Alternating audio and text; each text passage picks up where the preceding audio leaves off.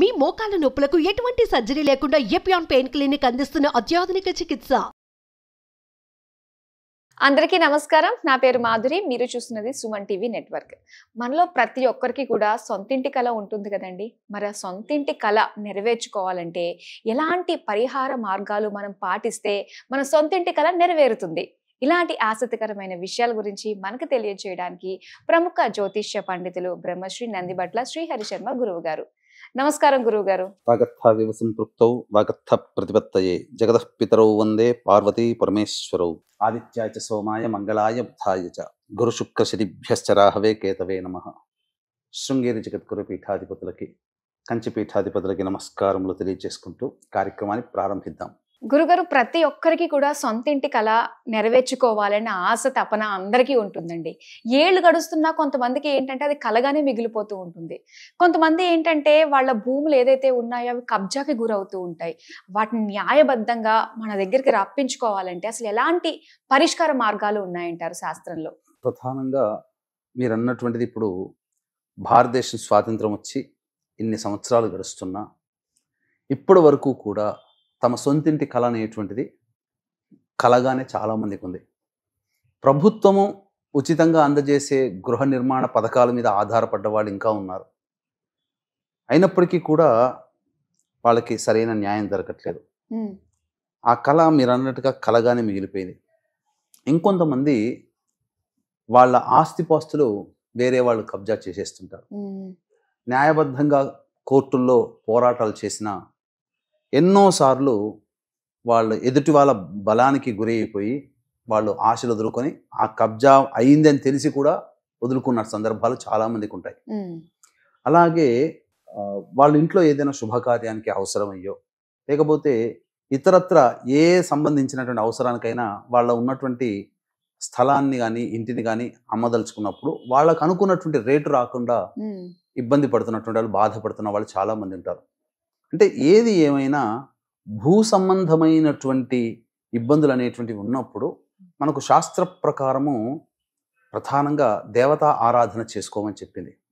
ఇదే అంటే ఈ భూమిని అంతటినీ కూడాను కాపాడినటువంటి వాడు విష్ణు భగవానుడు.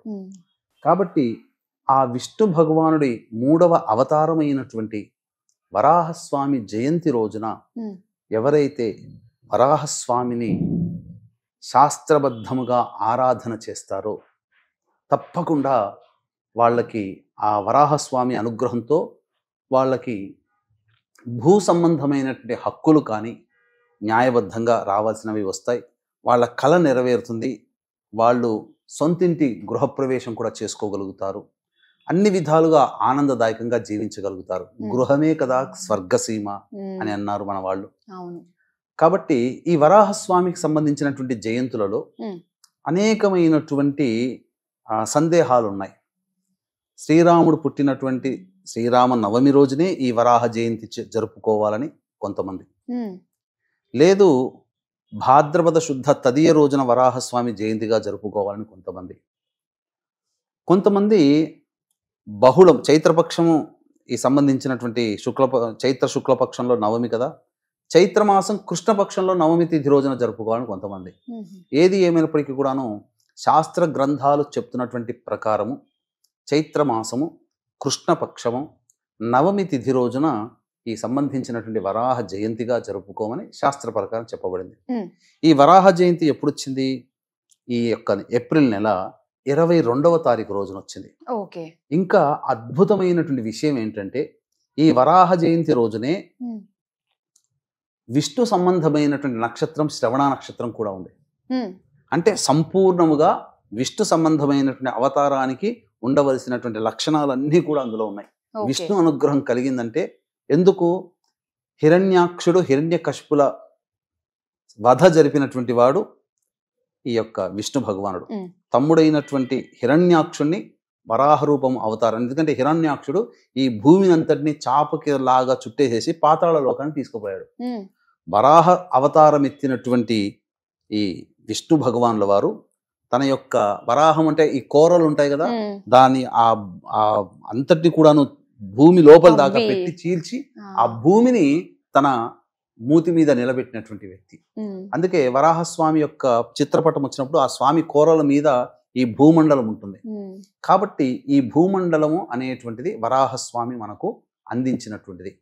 అందుకనే మీరు గమనించుకుంటే ఈ తిరుపతికి వెళుతుంటుంటారు కదా, ఆ తిరుపతి వెంకన్న స్వామి ఉండడానికి అవకాశం ఇచ్చింది వరాహస్వామి.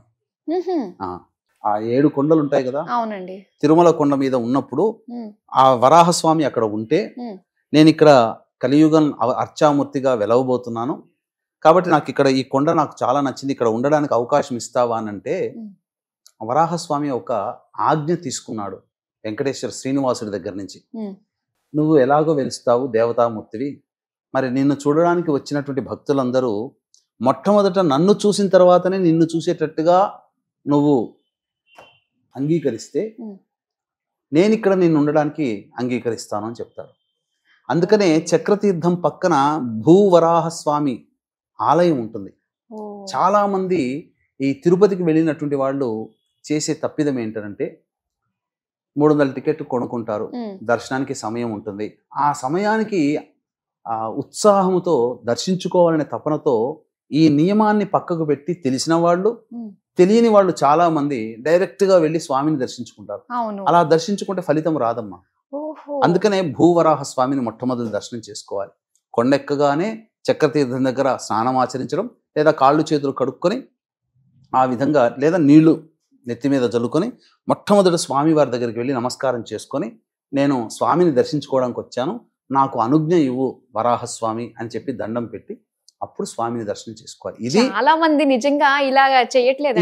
ఇది విధానం, ఇది చరిత్ర, ఇది ఆయన ఇచ్చిన వరం. అందుకనే అలా చేస్తేనే వెంకటేశ్వర స్వామి దర్శించుకున్న పుణ్యఫలం దక్కుతుంది. ఇది చేసుకోవాలమ్మా. మనకు ఈ సంబంధించినటువంటి వరాహస్వామికి సంబంధించినటువంటి దేవతా అంశ ఉన్నటువంటి క్షేత్రాలు 2 ఉన్నాయి. ఒకటి తిరుపతిలో ఉన్నటువంటి భూవరాహస్వామి, 2 సింహాచల క్షేత్రంలో వెలిసినటువంటి అప్పన్న స్వామి. కాబట్టి వరాహ జయంతి 22వ తారీఖు అయింది కావున ఆ రోజున కొన్ని నియమాలు అనేటువంటివి పాటించుకోవాలమ్మా. అవి ఎలాంటి నియమాలు గురుగారు? ఏం చేయాలంటారు? ఏం చేయాలి? ఈ స్వామిని మనము కొంత కలశంలో ఆవాహన చేసుకొని ఒక మంత్రం ఉంటుంది, ఆ మంత్రం కూడా తెలియచేస్తాను. ఆ మంత్రాన్ని 10,000 సార్లు ఆ రోజు కానీ, లేదా ఆ రోజున 1008 సార్లు కానీ చేస్తే చాలా విశేషం. 12:38 వరకు మాత్రమే శ్రవణ నక్షత్రం ఉన్నట్టుంది కాబట్టి ఉదయాన్నే చేయాలి. ఉదయాన్నే కాలకృత్యాదులు తీర్చుకొని చక్కగా ఒక విష్ణు పటం లేదా వరాహస్వామి చిత్రపటం దొరికితే చాలా విశేషం. దొరకకపోతే విష్ణు పటం పెట్టుకొని పూలమాల వేసిన తర్వాత అప్పుడు ఒక కలశం, ఆ రాగి కలశం, ఆ రాగి కలశంలో అష్టగంధాలు వేసి మంచినీరు వేసి, తదనంతరం ఈ సంబంధించినటువంటి పంచపల్లవాళ్ళు మేడి, మర్రి, జువ్వి, మోదుగా, రావి, ఈ 5 సంబంధించినటువంటి చిగుళ్ళు ఆ విధంగా ఆకులు పెట్టి కలశంలో దాని మీద కొబ్బరికాయ పెట్టడం. ఇవేవీ లేకపోతే కనీసము మామిడి ఆకులైనా పెట్టి మధ్యలో తులసి పెట్టైన తులసి సంబంధించిన పత్రాలు కూడా పెట్టి కలశం పెట్టి, అప్పుడు కలశం మీద జాకెట్ పెట్టి ఆ యొక్క మొట్టమొదటిలో గణపతి స్వామిని ఆరాధన చేసి సంకల్పం చెప్పుకొని గృహప్రవేశం చేసుకోవాలనే ఉద్దేశము, నూతన గృహం కావాలనో, ఉన్న ఇల్లు అమ్ముకోదలుచుకున్న మంచి రేటు రావాలనో, లేకపోతే కబ్జా అయినటువంటిది మనకు రావాలనో సంకల్పం పెట్టుకోవాలి. సంకల్పం పెట్టుకొని గణపతి పూజ అవన్నీ చేసిన తర్వాత తదనంతరం అప్పుడు ఆ కలశంలోకి భూదేవిని, వరాహస్వామిని, విష్ణుమూర్తిని, లక్ష్మీదేవిని ఆవాహన చేయాలి. నవగ్రహాల్లో ప్రధానంగా విశేషంగా కుజుడిని కూడా ఆవాహన చేయాలి. చేసిన తర్వాత అప్పుడు సంబంధించినటువంటి వరాహస్వామి అష్టోత్తరం ఉంటుంది, కలశంలో అష్టోత్తర పూజ చేయాలి.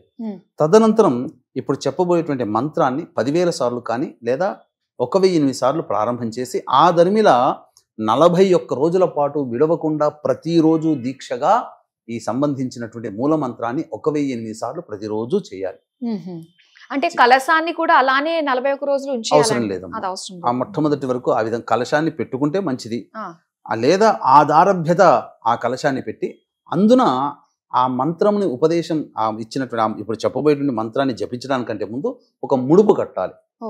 ఆ ముడుపులో సంబంధించినటువంటి వస్తువులు, అంటే ఏదైనా ముడుపడినప్పుడు ఎవరైనా వాళ్ళకి తోచింది కడతారు.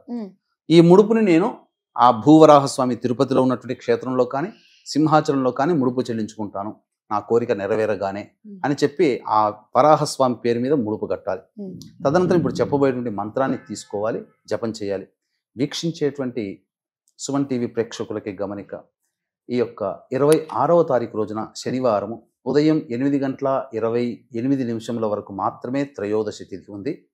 ఈ సంవత్సరం శని త్రయోదశిలో ఒక 4 మాత్రమే ఉన్నాయి. అందున మొట్టమొదటిది ఇప్పుడు మీనరాశిలోకి శని సంచారం చేస్తున్నటువంటి కారణం చేత కుంభమీన మేషరాశి వారికి ఏలినాటి శని, మిథున రాశి వారికి కంటక శని, సింహరాశి వారికి అష్టమ శని, ధనుస్సు రాశి వారికి అర్ధాష్టమ శని, అలాగే కర్కాటక రాశి వారికి వృశ్చిక రాశి వారికి యోగ శని, కన్యా రాశి వారికి దాంపత్య శని. వెరసి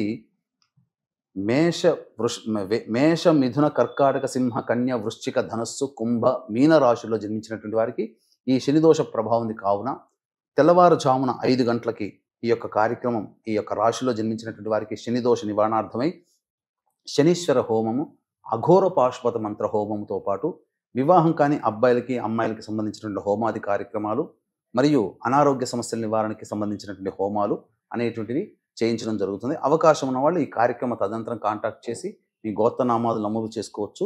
ఈ కార్యక్రమంలో విశేషముగా శక్తిపాతము చేయబడినటువంటి శంకరుంగలి మాల అనేటువంటిది మీకు అందివ్వడం జరుగుతుంది.